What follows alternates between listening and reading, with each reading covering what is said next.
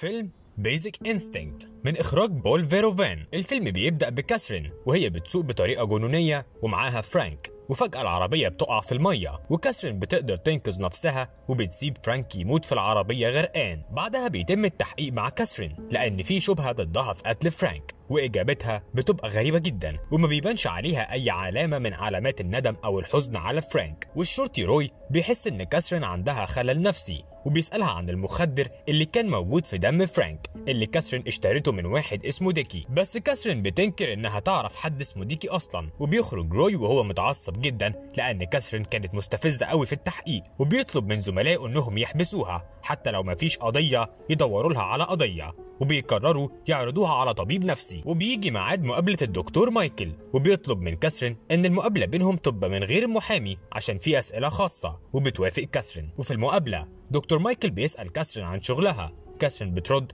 انها مؤلفة كتب جرايم، وبتطلب كاثرين من مايكل انه يتعمل لها تقييم نفسي عشان تخرج من القضية بالكفالة. فبيكمل مايكل في اسئلته وبيسألها عن اكتر حاجة كاثرين بتكرهها. كاثرين بترد انها ما بتحبش حد يديها اوامر، فبيفهم مايكل انها شخصية مسيطرة. وبتيجي كاثرين تولع سيجارة فبيقول لها ممنوع تدخين. بتبتسم كاثرين وبتقول لمايكل انه شبهها، هو كمان شخصية مسيطرة. وبيجي ميعاد جلسة القضية بتاعت كاثرين وبيقول مايكل تقريره الطبي عن حالتها اللي بيصنف كاثرين انها مدمنة تهور وافعال خطيرة، ولكن كاثرين خطر على نفسها مش على المجتمع. وبعد الجلسة دي بيجي الصحفي آدم يسأل مايكل عن قضية كاثرين، ولكن مايكل بيرفض يقول له اي حاجة. فآدم بيجيب له في سيرة جورج المريض اللي قتل حبيبته واثبت فشل مايكل كدكتور نفسي، وبيبقى باين على مايكل انه لسه متأثر بسبب اللي حصل مع جورج، فبيتعصب على آدم وبيسأله عرف ازاي حكاية المريض جورج. فآدم بيقول له انه عرف من طليقة مايكل دينيس وانها حكت له كل حاجة. فبيروح مايكل لدينيس عشان يتخانق معاها لانه ما ينفعش تطلع اسرار شغله بره، لان حالة جورج لو اتعرفت مايكل هيتوقف عن العمل وعن تدريسه في الجامعة. بس دينيس ما بتبقاش مهتمة بكلام مايكل. وتاني يوم روي بيكلم مايكل عشان يقول له ان كاثرين اخذت حكم بالبراءة في القضية، بس روي بيبقى متأكد ان كاثرين هتعمل حاجة متهورة تاني فهيراقبها. وتاني يوم كاثرين بتروح لمايكل مكتبه عشان تتكلم معاه في التقرير اللي قدمه في المحكمة، وبتصارح مايكل انها عارفة ان عندها خلل نفسي وعايزة تتعالج. مايكل بيرفض يعالجها بنفسه وبعت كاثرين لواحدة زميلته دكتورة برضه. وبتروح كاثرين تستفز مايكل وبتكتب له شيكات بتمن الجلسة بتاعته. بيفكر فيها تاني وبيوافق انه يقعد معاها في جلسة تانية. وبيجي ميعاد الجلسة بتاعتهم وبيسألها مايكل عن احساسها لما بتعمل حاجة متهورة وخطر. فكاثرين بتقول له انها دايما بتتخيل طرق موت جديدة، وده بحكم شغلها كمؤلفة كتب جرايم. وبتستفز مايكل عشان رفض انها تولع سيجارتها، وبتسأله عن حالة المريض جورج اللي قتل حبيبته وانها عرفت القصة دي من آدم الصحفي. وبتقول له انها بسبب القصة دي عاوزة تتعالج معاه لانه فضل يدافع عن جورج برغم انه عارف انه كان مريض وخطر. وبيوافق مايكل انه يبدأ العلاج مع كاثرين، وبيحاول يدرس شخصية كاثرين عن طريق انه يقرا كل الروايات اللي نشرتها. وفي جلسة من الجلسات كاثرين بتقول لمايكل ان الشرطي روي طلب منها انه يبقى في ما بينهم علاقة، ولكن هي رفضت، وعشان كده روي حطها في دماغه وعاوز ينتقم منها. وكاثرين بتقرر انها تمشي فجأة عشان عاوزة تشرب سيجارة. بعدها مايكل بيروح مع ميلينا زميلته الحفلة عشان هيبقى فيها دكتور جاست اللي مايكل هيموت ويقابله، ولكن فرحة مايكل ما بتكملش لأنه بيلاقي كاثرين في الحفلة وكمان جاية مع دكتور جاست أصلا. وبيستأذن مايكل من الحفلة بدري وبيمشي عشان ما ينفعش يبقى في مكان موجود فيه مريض عنده. وبيطلع فوق يجيب حاجته عشان يمشي فبيلاقي كاثرين موجودة على باب الأوضة وبتعتذر له عشان مشيت فجأة من الجلسة بتاعت الصبح، وبتقول له ما تيجي نتكلم بره شوية. بس مايكل بيكون قاسي معاها في الكلام وبيقول لها ان في قوانين لازم يمشي عليها وانه ما ينفعش يقابل مريض ليه بره العيادة. وبعدها دينيس طليقة مايكل بتكلمه وبتطلب منه يجي لها بسرعة. ولما بيروح لها مايكل على العنوان اللي اديتهوله بيلاقي آدم الصحفي مشنوق في بيته. مايكل بياخد باله من ولاعة مرمية على الأرض، لما بيركز فيها بيكتشف انها ولاعة كاثرين فبيتصل بسرعة بالشرطة. ولما بيوصلوا بيبقى معاهم المحقق روي، فمايكل بيديله الولاعة. وتاني يوم الصبح بيجي ميعاد جلسة كاثرين مع مايكل، وكاثرين اللي بتبدأ الكلام وبتقول لمايكل ان آدم الصحفي مات وروي اللي بيحقق في القضية اكيد هيخليني متهمة فيها. وفي وسط الكلام مايكل بيتعصب عليها عشان مصممة تولع السيجارة وبيطلب منها انها تطلع بره، ولكن قبل ما تطلع بره بتسيب علبة سجايرها والولاعة بتاعتها قدامه عشان تثبت لمايكل انها غيرت الولاعة بتاعتها. وقبل ما تمشي كاثرين بتقول لمايكل انها ما بقتش مرتاحة معاه في العلاج وانها مش هتجيله تاني. ولما مايكل بيروح بيته بيلاقي روي مستنيه عشان يقوله ان ادم اتعرف على كاثرين قبل ما يموت وان بصماتها كانت في بيت ادم، بس مايكل بيرفض انه يقول له اي حاجه عن الجلسات بتاعه كاثرين. فروي بيساله كان فين وقت الحادثه، فبيقول له انه كان مع زميلته واسمها ميشيل. وبعد ايام مايكل بيكلم كاثرين عشان يعتذر لها انه طردها من العياده، ولكن مش بترد عليه. من ساعتها مايكل بيبقى تفكيره مشوش وما بيعرفش يفكر في اي حاجه غير كاثرين، وبيروح يقابل دكتور جاست عشان يطلب منه ترقيه. بس مايكل بيلاقي كاثرين هناك، وطول المقابله مع جاست بيبقى مش مركز بسبب وجود كاثرين وتركيزه دايما معاها. وبعد ما بيخلصوا بيخرج مايكل ويستناها تخرج من البيت، ولما بتيجي كاثرين تروح مايكل بيفضل مراقبها وبتبقى عارفه انه ماشي وراها،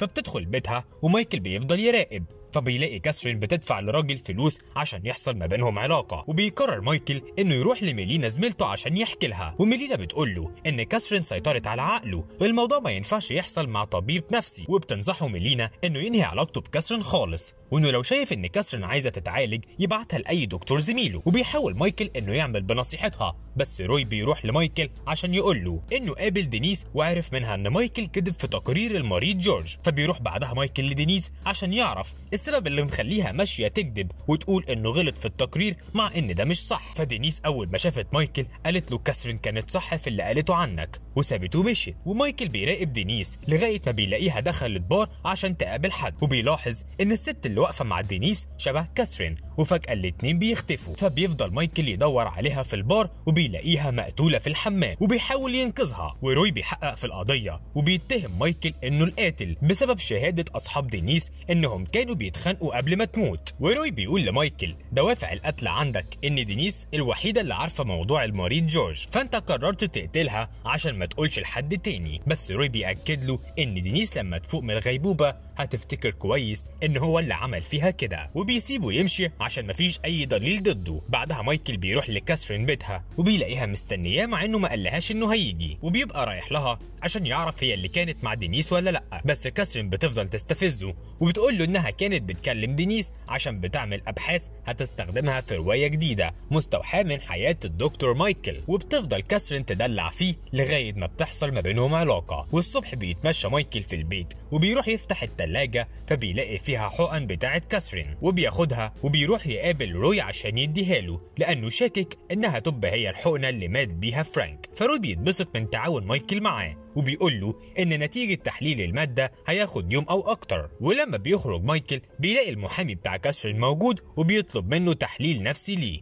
بس المحامي بيلاقي روي خارج من المكان برضه. فبيقول لمايكل ان ادم الصحفي كان السبب في فتح فساد روي وانه كان مرتشي قبل ما يموت، وبيقول لمايكل يثق في اي حد لكن الا روي. فمايكل بيروح عشان يبحث عن اي دليل لكلام المحامي، وفعلا بيلاقي ان المجله اللي ادم كان بيشتغل فيها بتتكلم عن شرطي مرتشي بيزور في الادله، بس المقالات دي مش بتكتمل. وبيلاحظ مايكل انه كان في حد بيساعد ادم في التحقيقات، فبيروح له عشان يعرف اذا المقالات دي عن روي ولا لا. وزميل ادم بياكد له ان روي فعلا المقصود. فبيروح مايكل لكاثرين عشان يقول لها انه اسف عشان شك فيها، فكاثرين ما بتهتمش وبتقول له انه حرامي وسرق من بيتها حقن الانسولين. فبيرجع مايكل لبيته بيلاقي روي مستنيه عشان يقول له ان الحقن اللي لقاها دي نفس المخدر اللي كان موجود في دم فرانك، وبيوري له التقرير. وروي بياخد مايكل معاه لمسرح جريمه، ومايكل بيتفاجئ انه هو البيت اللي كانت فيه كاثرين بتدفع للراجل عشان العلاقه، وبيلاقوا هناك ديكي مشنوق. مايكل بيرفض يتكلم او يقول اي حاجه عن كاثرين لانها المريضه بتاعته، وروي بيديه كارت الشرطي في سان فرانسيسكو. فبيتصل بيه مايكل وبيعرف منه ان كاثرين كانت متهمه في قتل 3 اشخاص وواحد منهم اسمه جوني. فبيروح لها عشان يواجهها وبتعترف انها قتلت جوني فعلا كنوع من انواع المخاطره والتحدي لنفسها انها هتقدر تطلع من القضيه. وبتعترف انها قتلت ادم ودينيس عشان كانوا هيفضحوا مايكل. مايكل مش بيصدقها طبعا لانها كدابه، فبيهجم عليها وبيحاول يغرقها في حمام السباحه، ولكن بيلاقيها بتضحك فبيتخض وبيروح وبيكون متعصب جدا. بس بيقرر انه يقرا روايه كاثرين الجديده اللي ادت له المسوده بتاعتها، وبيلاقيها كاتبه كل حاجه حصلت من اول حادثه العربيه بتاعت كيفن لغايه موت دكتوره نفسيه كبيره. وبيفهم مايكل ان ميلينا هي اللي هتموت، وبيحاول يجري عليها وينقذها. بيروح لها البيت وبيبلغ روي، بس ميلينا بتبقى عارفه العلاقه اللي حصلت بين مايكل وكاثرين، فبتقول له ان في تهم موجهه ضده واحتمال يسحبوا رخصه المهنه منه. وبيلاقي كاثرين موجوده في البيت وبيضربها، وميلينا بتمنعه فبيزقها بتقع على الارض وبتفقد الوعي. وساعتها كاثرين بتدي المسدس بتاعها لمايكل وبتقول له انه ادم الصحفي قبل ما يموت كان عارف ان جورج المريض ما قتلش حبيبته، ده اللي قتلها روي عشان كان في شغل ما بينهم. وبيوصل روي وبيخبط على الباب، وكاثرين بتطلب من مايكل انه يديها المسدس عشان تتعامل هي مع روي، بس مايكل بيرفض وبيهددها انه هيموتها. وبيدخل روي البيت فبيقتلوا مايكل، وبتيجي الشرطه تقبض عليه، وكاثرين بتفوق ميلينا وبتحس انها انتصرت على مايكل. وبيتحول مايكل لمستشفى الامراض النفسيه، وبتروح له كاثرين وبيبقى شكله تعبان فعلا، وبتديله روايتها الجديده اللي بتحكي عن دكتور نفسي قتل صحفي وطليقته وهدد مريضة عنده عشان محدش يفضحه. وبتمشي كاثرين وهي منتصرة.